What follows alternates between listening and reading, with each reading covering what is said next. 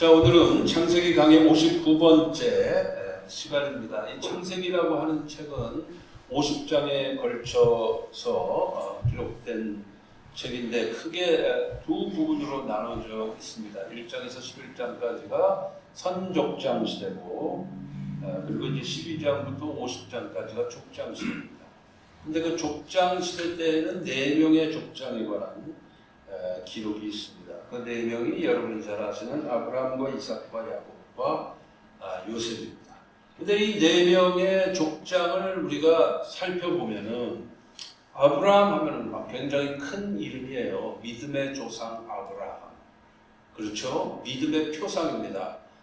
그리고 야곱 하면은 야곱이 나중에 이스라엘로 이름이 바뀌는데 이 이스라엘이라는 이름에서 이스라엘 민족 이름이 만들어지고 이스라엘 12지파의 시조가 됩니다. 그리고 요셉 하면은 꿈꾸는 자 요셉이요, 참 죽을 고비를 넘기고 애굽의 총리 대신이 되고 1인자 만인지상에 엄청난 리더십을 발휘한 그런 사람이 요셉입니다. 이 족장 한 사람 한 사람이 참 중요해요. 근데 거기에 비해서 오늘 본문의 주인공인 이삭은 창세기의 기록자가 페이지 수를 아주 인색하게 할애한 사람이라고 볼 수가 있어요. 저희 집에 아들이 둘이 이삭이하고 요셉인데, 저 같은 사람은요, 지금은 이제 저도 나이가 들고 애들이 다 커서 이제 별로 그렇지 않지만 우리 애들 어릴 때는요, 이삭에 관한 내용을 읽으면 참 남달리 읽었습니다. 요셉에 관한 내용을 읽으면 우리 요셉이하고 뭔 관련이 있나 하고 읽고 그랬어요. 오래전에 이제 LA에 살 때 우리 애들이 초등학교도 들어가기 전에 둘 다 어릴 때인데요. 애들 둘을 데리고 이제 그 치과에 갔어요. 치아를 치료하기 위해서 치과에 갔는데 그 치과 의사 선생님이 저보고 애들 이름을 이렇게 보더니 그러는 거예요. 목사님 댁은 한 애는 이삭이고 한 애는 요셉인데 그럼 목사님 이름은 아브라함입니까? 그러고 저한테 물어보더라고요. 그래서 제가 그 다음부터 우리 애들을 어디 가서 소개할 때 얘는 이삭이고요, 얘는 요셉이고요, 저는 아브라함이 아닙니다. 이렇게 소개를 한 적이 여러 번 있습니다. 농담으로. 애들을 키우는 부모의 입장에서 보면은 자기 자녀의 이름이 그 성경에서 나올 때마다 그냥 읽질 않는다 그랬어요. 예의주시해서 봅니다. 관심을 가지고 봐요. 예를 들어서 우리 백전도사님 딸이 별인데, 정식 이름은 한별이고, 이제 약칭으로 이제 별인데, 이 별이라는 뜻을 가진 이름이 있죠, 성경에. 누굽니까? 에스더죠, 에스더. 에스더라는 게 이게 영어의 스타하고 발음도 비슷하잖아요, 그죠? 네. 근데 실제로 에스더가 스타의 뜻인데 그냥 스타가 아니고 밝은 빛이에요, 밝은 빛. 그러니까 한별이 할 때 그 한자가 하나라는 뜻도 있고 크다라는 뜻도 있잖아요. 한국 할 때가 한자가 크다라는 뜻이 있거든요. 그러니까 한별이는 큰 별이에요. 그러니까 큰 별이니까 이제 브라이트 스타의 뜻이 있는 거죠. 그러니까 사실은 에스더의 이름하고 같은 이름이다. 이렇게 볼 수가 있는 거죠. 아마 신 목사님 그런 생각 안 해보셨어요? 그 애들 어릴 때 바울이하고 다윗이잖아요. 그러니까 바울이를 이렇게 보면서 얘가 나중에 선교사가 되려는 이런 생각 안 하셨습니까? 하셨죠. 네. 다윗을 보고 얘가 나중에 왕이 되려는 그 왕은 아니라도 대통령이 되려는 이런 생각 안 했습니까? 하게 된다.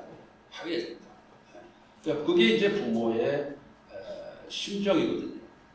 자, 성경에서는 말이에요. 요셉이 총리 대신이 되었으니까 어릴 때 우리 요셉도 뭐 좀 큰 인물이 되려나 뭐 이런 생각을 한 적이 있어요, 제가.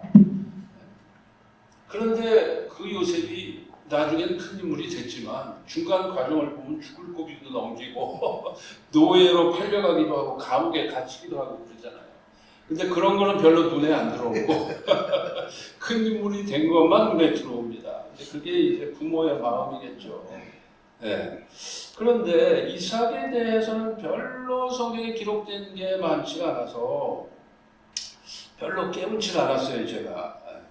그러니까 이 아브라함의 스토리의 곁다리로 잠깐 등장하다 사라지고 야곱의 스토리의 조연으로 잠깐 등장하다가 사라지고 그래요, 이 이삭은.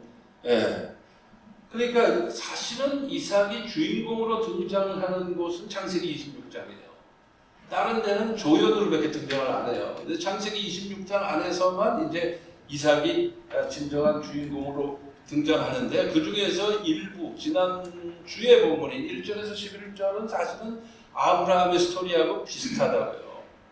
그러니까 아브라함, 그것도 아브라함의 조연 비슷한 그 분위기를 만들어 낸다고 볼 수가 있습니다. 그렇게 보면 진정으로 이삭이 주인공인 곳은 오늘 본문밖에 없다 이렇게 볼 수도 있어요. 사실은. 네. 자, 그렇기 때문에 오늘 말씀을 여러분들이 잘 들으셔야 됩니다. 왜? 오늘 이 말씀의 내용은 이삭의 이삭이라는 한 인물의 모습의 진수를 보여주기 때문에 그런 것입니다. 이 짧은 본문 속에 이삭의 모습의 진수가 들어있어요.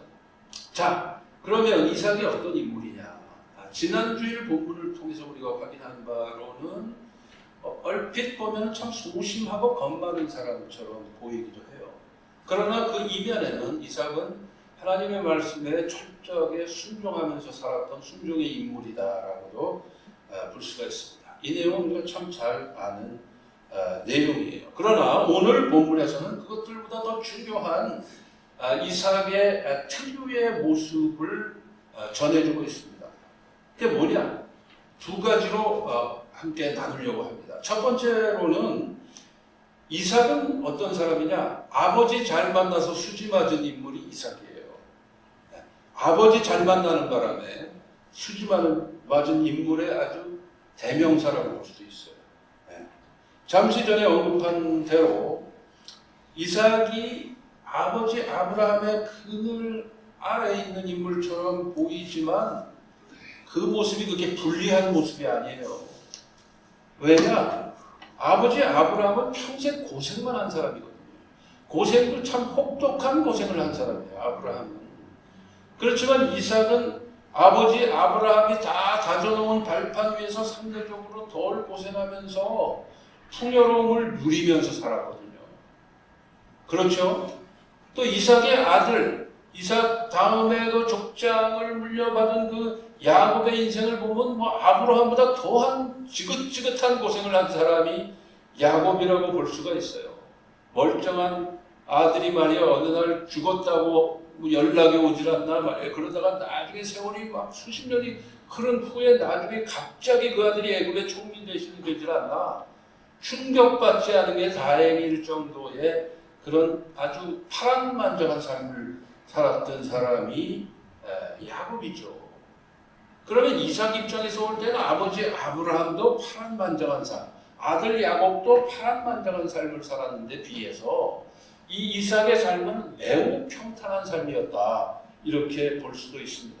자, 그 내용을 보여주는 데가 바로 12절에서 14절인데 제가 읽으면 이렇게 되어 있습니다. 이삭이 그 땅에서 농사하여 그 해에 100배나 얻었고 30배, 60배, 100배 우리가 얘기하는데 그 100배는 이건 아주 맥시멈 프로덕트예요.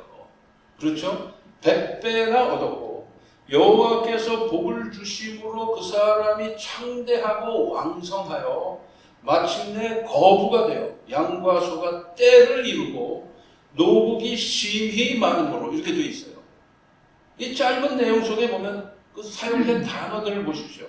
100배, 복, 창대, 왕성, 거부, 때, 심히 많음으로 이게 전부 다 지금 번창해 나가고 흥황해 나가고 풍요로움을 지금 보여주고 있는 단어들이에요. 전부 다. 차고 넘치는 복을 이삭이 받았다라는 거예요. 그렇죠? 네. 지난주 본문에서 확인한 바이지만 이삭이 잘한 게 별로 없어요. 잘한 게 별로 없어요. 이삭이 잘한 거는 한 가지밖에 없어요.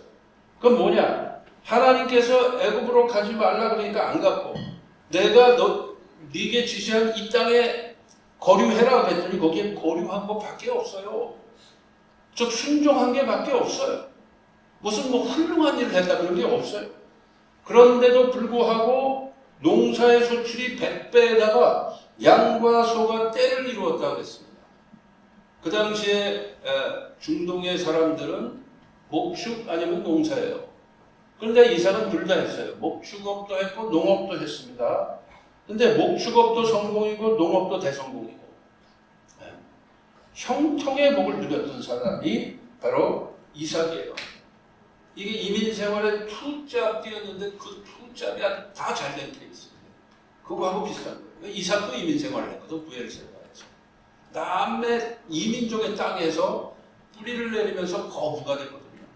딱 이민생활에 투잡해가고 두 개 다 성공한 케이스라고 볼 수가 있습니다. 그러면서도 뭐 이삭이 괴로워했다든가 병들었다든가 할 게 전혀 없어요. 기록에 보면은. 그런데 사실상 그렇게 된 이유가 24절에 나와요. 24절. 자, 24절을 제가 읽습니다. 그 밤에 여호와께서 그에게 나타나 가라사대 나는 내 아비 아브라함의 하나님이니 두려워 말라. 사실 이삭의 삶이라는 건 주위에 이민족으로 삥 둘러싸여져 있어가지고 뭐 우물 뺏고 막 그랬잖아요. 오늘 그 본문에 보면은 사실은 두려워할 만한 상황 속에 살았는데 그때마다 여호와 하나님께서 나타나셔서 하시는 말씀이 뭐냐? 두려워하지 말라. 그러면서 나 여호와가 너의 든든한 버팀목이 되주겠다라는 것을 확인시켜 주십니다. 그렇기 때문에 이삭의 삶은 평탄한 삶이 되는 거예요. 보통 사람 같으면 그거 부엘세바에서 견디기 어렵죠. 언제 어떻게 될지 모르는데 언제 약탈하는 사람들이 나타나서 자기의 식솔들을 도륙할지 모르는 거거든요. 위험한 상황이에요. 엄밀하게 말하면. 현실적으로 보면 그래요. 그러나 그럴 때마다 여호와 하나님께서 나타나셔서 확인해 주시는데 두려워하지 말라. 내가 너와 함께 하겠다라는 걸 보여주신다. 네.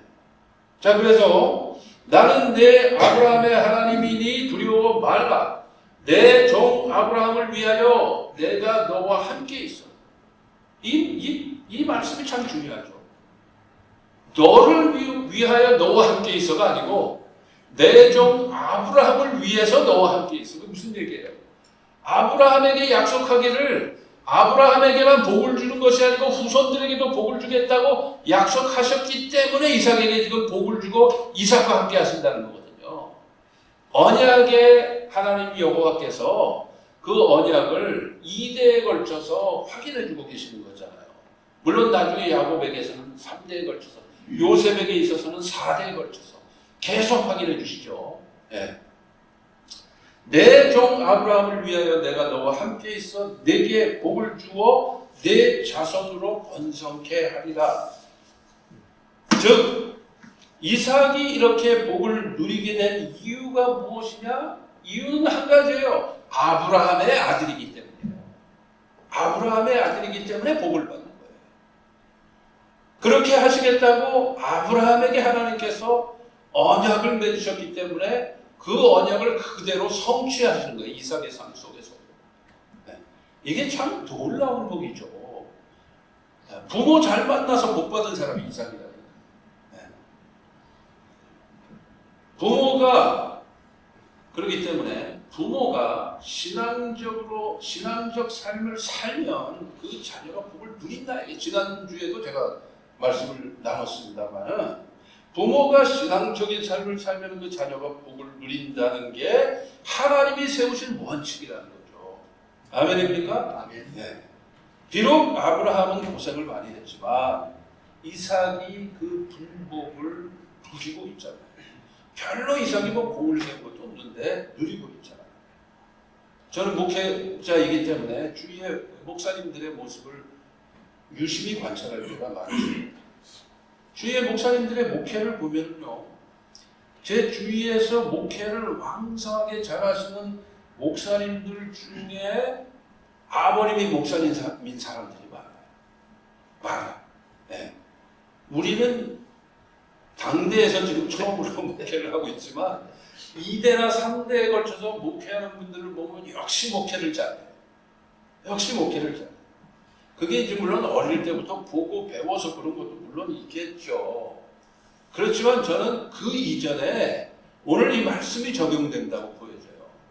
그러니까 그냥 목회를 왕성하게 하는 그 목사님들의 부모님 때나 할아버님 때의 목사님들은 고생 많이 했거든요. 되게 보면 그렇거든요. 그랬는데 그분들이 하나님 앞에서 순종하는 목회를 했기 때문에 그 자녀 때에서 자녀들이 복을 누리는 거예요. 아니 목회를 수월하게 하더라고요. 보면 설교도 아주 수월하게 하고요. 교회 운영하는 것도 보면은 수월하게.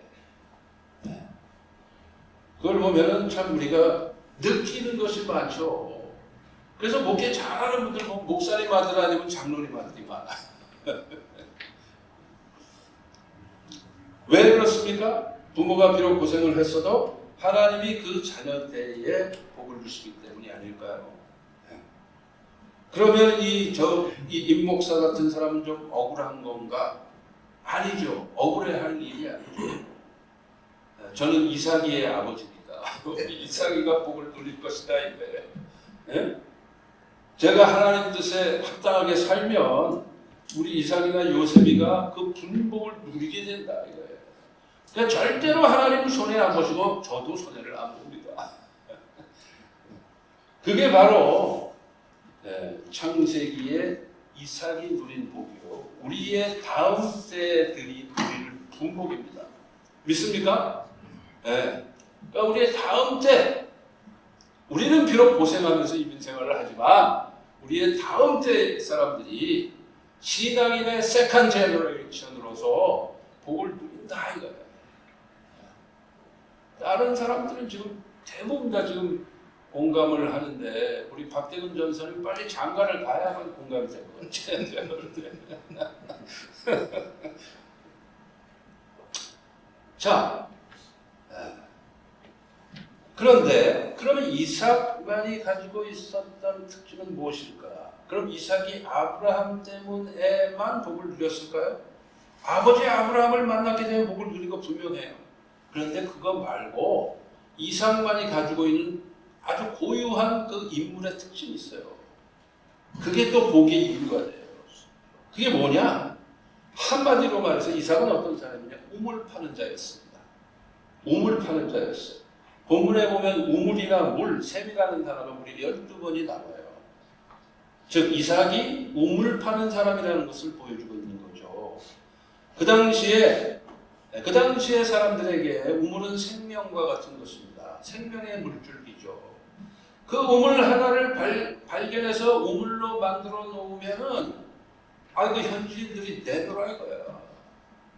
그리고 아버지 아브라함 때 팠던 우물을 막 흙으로 메워버리기도 하고 말이에요. 이게 얼마나 악랄한 짓이에요.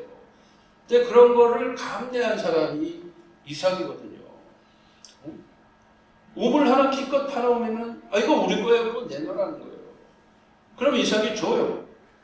싸우지 않고 주고 장소를 옮겨갖고 또 우물을 팝니다. 전쟁을 하지 않고 내어줍니다. 그리고 열심히 물줄기를 찾습니다. 그래서 새로운 물줄기를 발견해서 간신히 우물을 만들어 놓으면 또 그 지역 사람들이 자기 거라고 내놓으라 그래요. 그럼 다시 양보하고 또 장소를 옮겨서 새로운 우물을 찾습니다. 그게 이삭의 모습이었어요. 우물 파는 자 이삭의 모습은 진정한 평화의 모습입니다. 이삭은 평화의 사람이에요. 그래서 그런지 우리 집에 이삭이도 좀 착한 편이에요. 제가 이렇게 유심히 보면은 착해. 자, 이삭이 평화를 추구하면서 어떻게 사니까 하나님이 계속해서 그 뒤를 책임져 주십니다. 이게 이삭이 못 받는 또 하나의 비결인 거예요. 평화를 추구하고 평화를 누리면서 사니까 하나님이 나머지는 다 책임져 주시더라. 믿습니까? 야고보서 3장 16절에서 18절을 읽습니다. 제가 시기와 다툼이 있는 곳에는 요란과 모든 악한 일이 있음이니라. 오직 위로부터 난 지혜는 첫째 성결하고 다음에 화평하고 관용하고 양순하며 긍휼과 선한 열매가 가득하고 편벽과 거짓이 없나니 화평케 하는 자들은 화평으로 심어 의의 열매를 거두느니라. 이게 딱 이삭의 모습이에요. 화평으로 심어 의의 열매를. 화평으로 심었더니 하나님께서 살아계심을 보여주시더라 이거예요. 그리고 그 결과는 의의 하나님께서 의로운 모습으로 나타나시더라 이거예요. 이삭의 삶 속에서. 아멘. 마태복음 5장 5절 말씀. 온유한 자는 복이 있나니 저희가 땅을 기업으로 받을 것이며, 온유하게 살면, 화평하게 살면은 기업이 튼튼한 기업이 된다. 삶의 터전이 튼튼해진다. 마태복음 5장 9절. 화평케 하는 자는 복이 있나니 저희가 하나님의 아들이라 일컬음을 받을 것이며, 화평케 하는 자는 저가 하나님의 아들이라. 무슨 얘기냐? 화평케 사는 사람을 볼 때에 주위에 있는 사람들이 저 사람이 참된 신앙이다라고 인정할 것이다 라는 거예요. 전부 이삭에게 해당되는 말씀들이죠. 베드로전서 3장 9절에서 11절. 악을 악으로 갚지 말고 도리어 복을 빌라. 이를 위하여 너희가 부르심을 입었으니 이는 복을 유업으로 받게 하려 하심이라. 악에서 떠나 선을 행하고 화평을 구하여 이를 쫓으라. 시편 37편 11절. 오직 온유한 자는 땅을 차지하며 풍부한 화평으로 즐기리로다. 딱 이삭의 삶의 모습이죠. 그렇죠? 이삭이 이렇게 평화, 화평을 만들어내니까, 인간관계 속에서 샬롬의 삶을 사니까 하나님의 복을 받아서 날로 풍성해지더라 라는 거예요. 창세기 26장은 바로 그거를 보여주는 말씀입니다. 이삭의 삶이 그렇게 되니까 나중에 결과가 어떻게 되면 사필 귀정이 돼요. 이삭을 괴롭혔던 그 주위에 있는 그 브엘세바의 사람들이요, 이민족들이, 엄밀하게 말하면 그 사람들이 본토인이죠. 그렇죠? 그런데 개개에 불과한 이삭을 찾아옵니다. 찾아와가지고 그 그랄 땅의 본토인들이 찾아온 이유가 뭐냐? 이삭을 두려워해서 찾아와요. 엄밀하게 말하면 이삭을 두려워하는 게 아니고 이삭과 함께 하시는 여호와 하나님을 두려워해서 이삭을 찾아와요. 그랄의 왕이 군대 장관을 데리고 찾아옵니다. 찾아와가지고 그랄 왕 아비멜렉이 이삭에게 평화조약을 맺자고 해요. 이 평화조약은 원래 어떻게 맺어주는 거냐? 이방인이 본토인들한테 가고 사정하면서 평화조약 맺자 그래야 조공 바치고 평화조약 맺자 그러는 거예요 원래. 근데 이건 반대 케이스예요. 본토인이 타지에서 흘러들어온 이삭을 찾아와가지고 평화조약을 맺자 그래요. 원주민이 객한테 평화조약을 맺자 그래요. 원주민이 객을 두려워하고 있습니다. 왜? 그 객인 이삭과 함께 하시는 여호와 하나님이 두렵기 때문에. 왜 두려워했습니까? 자기들은 이삭을 계속 압박하고 괴롭혔는데, 우물 빼앗고 우물 메꾸고 그랬는데, 그 이삭의 삶은 날이 갈수록 형통하는 걸 봤기 때문에 저 이삭이 믿는 여호와 하나님이 이삭과 함께 한다는 것을 확신했기 때문에 이삭을 잘못 건드렸다간 자기들이 화를 당했거든요. 그러니까 평화조약을 거꾸로 맺자 그러는 거예요. 이게 얼마나 멋있는 모습이냐. 로마서 8장에 나오는 말씀, 유명한 말씀이죠. 만일 하나님이 우리와 함께 하시면 누가 우리를 대적하리요? 누가 이삭을 대적하겠어요? 이삭을 대적했는데 결과는 뭐냐? 이삭이 두려움의 대상으로 바뀐 거예요. 자, 말씀을 마칩니다. 분쟁하지 말고 평화롭게 온유하게 사시기 바랍니다. 그것이 형통의 길이에요. 아멘입니까? 아멘. 우물이 필요하면 묵묵히 우물을 팔지언정 다투지 않으면 하나님께서 우리의 뒤를 봐주실 것입니다. 그렇게 되면 세상 사람들이 하나님 때문에 오히려 우리를 두려워하는 결과가 있게 될 것입니다. 왜냐? 그들도 하나님께서 우리와 함께 하신다는 것을 확인할 것이기 때문에 그렇습니다. 아멘입니까? 기도하시겠습니다.